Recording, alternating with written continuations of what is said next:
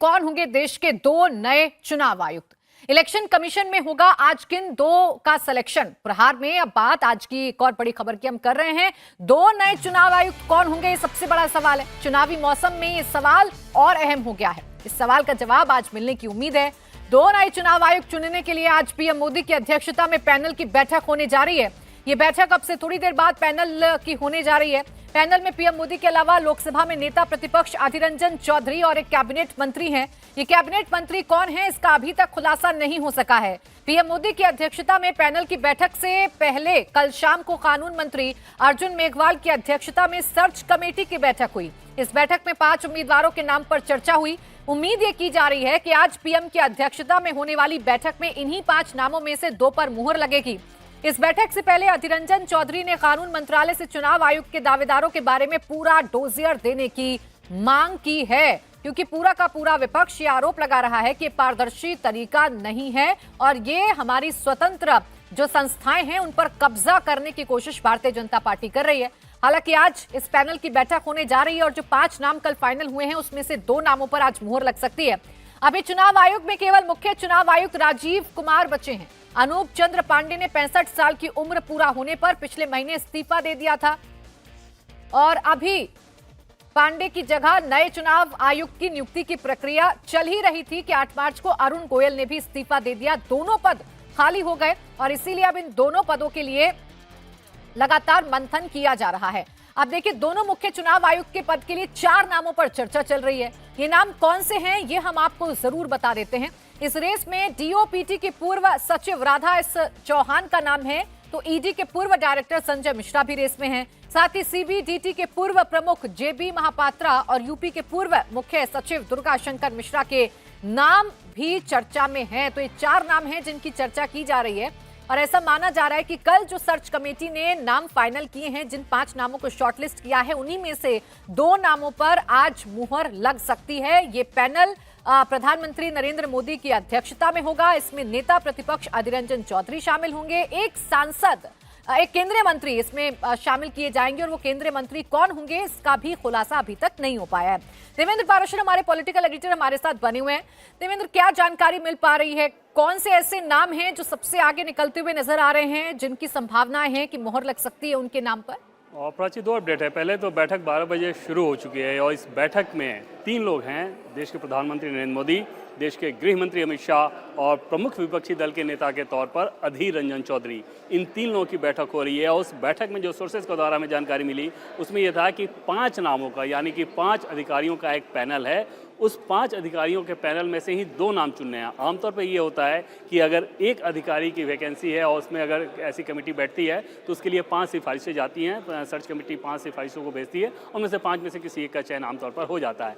लेकिन इस बार 5 में ही 2 करने हैं। जब नोटिफिकेशन आएगा, जिसके बारे में उम्मीद जताई जा रही है कि संभव है कि आज शाम में नोटिफिकेशन आ जाए, तो उसमें पहले जिसका नाम होगा वो सीनियर होंगे, उसके बाद जो नाम होगा दूसरे होंगे। इससे पहले कल रात जो सर्च कमेटी बैठी थी उसमें देश के कानून मंत्री अर्जुन मेघवाल, होम सेक्रेटरी और डीओपीटी सेक्रेटरी, इन 3 लोगों ने बैठक करके जो अधिकारी उपलब्ध हैं इस पोस्ट के लिए जो बेहतरीन हो सकते हैं, उसके हिसाब से उन्हें शॉर्टलिस्ट करके उस सर्च कमेटी ने इन नामों के पैनल को भेजा है प्रधानमंत्री वाली कमेटी के सामने और अब से थोड़ी देर बाद वो बैठक खत्म हो सकती है। हमें ये बताया गया था कि 40 से 45 मिनट तक ये बैठक चल पाएगी और शायद उसमें ये नतीजा हो जाए। एक चीज़ के बारे में जो राजनीतिक तौर पर अंदाज़ा लगाया जा रहा है वो ये कि शायद अधीर रंजन चौधरी ऑलरेडी इस मूड में होंगे कि उन्हें डिसेंट नोट देना है। कल रात ही उन्होंने एक बाकायदा चिट्ठी लिखी थी कि हमें अधिकारियों का पूरा पैनल पहले भेज दिया जाए ताकि उसके बारे में हम सलाह मशविरा करके आएँ। लेकिन सरकार के सोर्सेज का ये कहना था कि जब आप कमेटी के सामने जाते हो तो उस कमेटी के सामने जो भी नाम होते हैं वो सिर्फ नाम नहीं होते, बल्कि उनका पूरा ट्रैक रिकॉर्ड होता है, पूरा ब्यौरा होता है। तो आपको अगर अपनी राय बनानी है तो वहाँ पे आप बना सकते हो, उसके लिए कोई समय भी फिक्स नहीं हो सकता। वो बैठक कितनी भी लंबी चल सकती है, तो वहाँ पर ये कोई वैसी समस्या नहीं है। लेकिन अधीर रंजन चौधरी की कल रात की चिट्ठी के बाद आप समझ सकते हैं कि और जो मौजूदा राजनीतिक माहौल है उसमें आप समझ सकती हैं कि वो बैठक के अंदर क्या कह रहे होंगे। लेकिन इसमें बहुमत से फैसला होना है। देश के प्रधानमंत्री नरेंद्र मोदी और गृह मंत्री अमित शाह वहाँ पर हैं। तीसरे सदस्य के तौर पे अधीर रंजन चौधरी। यहाँ बैठक खत्म होगी तो शायद कुछ इन्फॉर्मेशन मिल पाए। प्राची, बिल्कुल, लेकिन एक मौका जरूर विपक्ष इसमें भी ढूंढेगा कि एक नैरेटिव फिर से सेट किया जाए, जो बार बार सेट करने की कोशिश की जा रही है और लोकतंत्र खतरे में है, ऐसा नैरेटिव गढ़ने की कोशिश की जा रही है। अभी बैठक शुरू हो चुकी है, इसमें प्रधानमंत्री नरेंद्र मोदी हैं, गृह मंत्री अमित शाह हैं और अधीर रंजन चौधरी हैं विपक्ष के नेता, और ये तीनों बैठकर इन 5 नामों में से 2 नाम फाइनल करेंगे जो कि चुनाव आयुक्त के तौर पर देश के सामने होंगे। अभी चुनाव आयोग में केवल मुख्य चुनाव आयुक्त राजीव कुमार बचे हैं, क्योंकि अनूप चंद्र पांडे ने 65 साल की उम्र पूरा होने पर पिछले महीने इस्तीफा दे दिया था। अभी पांडे की जगह नए चुनाव आयुक्त की नियुक्ति की प्रक्रिया चल रही थी कि 8 मार्च को अरुण गोयल ने इस्तीफा दे दिया। अरुण गोयल के इस्तीफे की वजह अभी तक सामने नहीं आ पाई है, लेकिन अरुण गोयल के इस्तीफे के साथ ही विपक्ष हमलावर हो गया था और ये सवाल पूछे जाने लगे थे कि क्या वजह है कि चुनाव के ठीक पहले 2024 लोकसभा चुनाव के लिए ऐलान तारीखों का कभी भी संभव बताया जा रहा था और उससे ठीक पहले अरुण गोयल ने इस्तीफा दिया। इसके पीछे की बड़ी वजह क्या है, ये विपक्ष लगातार सवाल पूछ रहा था। सवाल पूछे जा रहे थे कि क्या सरकार से कोई अरुण गोयल की अनबन हो गई है, क्या मुख्य चुनाव आयुक्त से अरुण गोयल की कोई अनबन हो गई है, आखिर अरुण गोयल ने ठीक चुनावों से पहले इस्तीफा क्यों दे दिया। आज कमेटी, जो सर्च कमेटी ने कल 5 नाम फाइनल किए हैं, वो 5 नामों पर आज चर्चा चल रही है, बैठक इस वक्त चल रही है और इस बैठक के बाद 2 नाम जो हैं वो देश के सामने आ जाएंगे, जो 2 नाम चुनाव आयुक्त के तौर पर फाइनल होंगे। अधीर रंजन चौधरी के मूव को देखना जरूर यहां पर दिलचस्प होगा, क्योंकि कल भी वो डोजियर की डिमांड कर चुके हैं। जब चुनाव आयुक्त अनूप पांडे ने इस्तीफा दिया था देवेंद्र, उस वक्त भी इसी तरीके की, अरुण गोयल ने माफ कीजिएगा, जब इस्तीफा दिया था उस वक्त भी विपक्ष ने नैरेटिव गढ़ने की कोशिश की थी और सारे के सारे नेता एक सुर में कह रहे थे कि चुनाव से एन पहले इस्तीफा क्यों दिया गया, क्या कोई कोशिश भारतीय जनता पार्टी कर रही है, क्या कोई कोशिश केंद्र सरकार कर रही है। और आज मौका अधीर रंजन चौधरी के पास है, वो बाहर निकलकर कोई भी नैरेटिव गढ़ने की कोशिश कर सकते हैं। निश्चित तौर पर अधीर रंजन चौधरी कम से कम ये मैसेज देंगे कि हमें उतना समय नहीं मिला। जैसे कि पहले मैंने आपको बताया, कल रात बकायदा उन्होंने जब चिट्ठी लिखी थी, और इससे पहले भी आप देखें तो एक बार जब वो कमेटी में गए थे और सीबीआई मामले में, तो जब उन्होंने नाम को मांगा था तो उसके बाद सरकार की तरफ से जो 200 नामों का पैनल था वो बाकायदा उनको भेज दिया गया था कि अगर आपको समझ कर ही आना है तो ये 200 नाम है जिसके आधार पर शॉर्ट स्क्रीनिंग की गई है, उनमें से ही कोई अधिकारी होगा जिस पर बैठक में चर्चा होगी, आप सारे नामों को तैयार करके आएँ।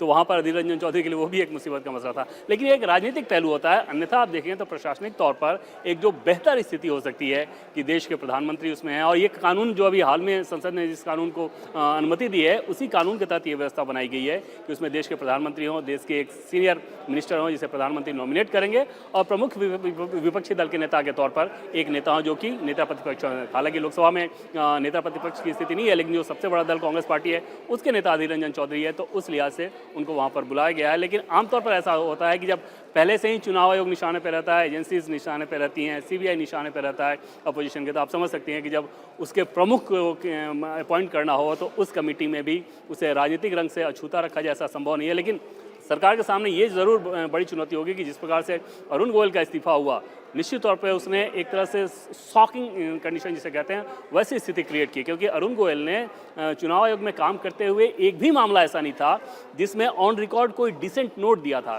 कहा यह जा रहा है कि राजीव कुमार से उनके डिफरेंसेस थे जिसके चलते उन्होंने ये कदम उठाया, इस बात को लेकर चर्चाएं चल रही थी, हकीकत न जाने क्या है। लेकिन अगर ऐसा था तो कभी ना कभी किसी न किसी कमेटी की बैठक में उनको कोई डिसेंट नोट तो ऑन रिकॉर्ड देना था, ऐसा कभी नहीं हुआ और अचानक से इस्तीफा दे दिया जाना निश्चित तौर पर उस मामले ने थोड़ी किरकिरी तो कराई थी। और ऐसे अधिकारियों के चयन के समय समझा जा सकता है कि सरकार के सामने कितनी बड़ी चुनौती होगी। ये तो काबिल व्यक्ति हो, कुशल प्रशासक रहे हों और साथ टीम लेकर चलने की क्षमता रखते हों, एक दूसरे के साथ सामंजस्य बनाकर काम करते हों, क्योंकि चुनाव आयोग पे इतनी बड़ी जिम्मेदारी होती है कि उस लिहाज से वैसे सक्षम अधिकारियों को वहाँ भेजना बहुत ज़रूरी रहता है। कुछ एक्सेप्शन को छोड़ दें तो आमतौर पे आप देखेंगे कि वहाँ पे काबिल लोग ही जाते हैं और उम्मीद की जा रही है कि आज भी ऐसे 2 नामों को शॉर्टलिस्ट कर लिया जाएगा। देश के लिहाज से तो यही समझा जा सकता है कि बेहतर हो कि सबकी सहमति से ऐसा हो, लेकिन उसके लिए इंतजार करना होगा कि बैठक खत्म होने के बाद अधीर रंजन चौधरी ऑन रिकॉर्ड तो निश्चित तौर पर कुछ नहीं बताएंगे, लेकिन सोर्सेज के मार्फत कुछ ना कुछ इन्फॉर्मेशन आ सकती है। बिल्कुल, देखना इसलिए भी अहम है देवेंद्र, क्योंकि चुनाव आयोग की भूमिका पर विपक्ष सवाल उठाता है। देश में हो रहे चुनावों को लेकर स्वतंत्र नहीं है चुनाव आयोग, ऐसा नैरेटिव गढ़ने की कोशिश की जाती है। और ये मामला तो 2 चुनाव आयुक्त को चुनने का है, जिसमें प्रधानमंत्री नरेंद्र मोदी हैं, गृह मंत्री अमित शाह हैं, तो जाहिर सी बात है क्या कहानी बुनी जाएगी वो उसकी पिक्चर तो लगभग से क्लियर है देवेंद्र। जी हाँ, बिल्कुल, इसमें कोई दो राय नहीं। और नामों को भी अगर आप देख लें तो जो नाम हैं, अब लाजमी तौर पे कोई भी सरकार अगर किसी पोस्ट पर किसी अधिकारी को भेजने के लिए कुछ शॉर्टलिस्ट कैंडिडेट्स करती है तो उन्हीं अधिकारियों को करेगी ना जिसके सरकार जिसे अच्छा मानती है। सरकार को जिसको लगता होगा कि हाँ ये लोग अच्छा काम करते हैं, ठीक तरीके से सरकार के तरफ से जो भी काम उनको जिम्मेदारियां दी गई उसको उन्होंने ठीक तरीके से निर्वहन किया। इसी केस में अगर आप देख लें तो जो नाम चर्चा में हैं, हकीकत में स्क्रीनिंग कमेटी में कौन कौन से नाम है ये इसके बारे में जानकारी नहीं है, लेकिन जो पॉलिटिकल कॉरिडोर में या ब्यूरोक्रेसी के कॉरिडोर में जो चर्चाएं चल रही हैं, चाहे जैसे राधा चौहान की आप बात कर लें, संजय मिश्रा की बात कर लें जो कि ईडी के डायरेक्टर हुआ करते थे, तब उनके ऊपर भी विपक्षी राजनीतिक दलों ने बहुत सारे आरोप लगाए थे।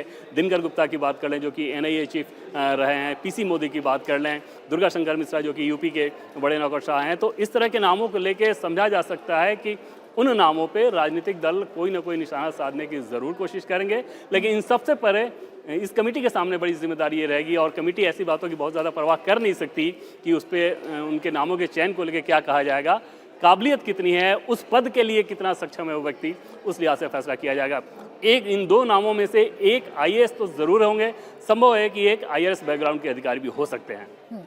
प्राची, तो ठीक है, देखिए अब चुनाव आयुक्त का फैसला हो जाएगा और जो बैठक है वो शुरू हो चुकी है और बैठक में क्या परिणाम रहेंगे ये भी कुछ देर बाद देश के सामने आ जाएगा। बैठक की शुरुआत हो चुकी है। 4 नाम ऐसे हैं जिनकी चर्चाएं की जा रही हैं। सर्च कमेटी ने 5 नाम फाइनल करके भेजे हैं और इनमें से 2 नामों पर मुहर लगनी है।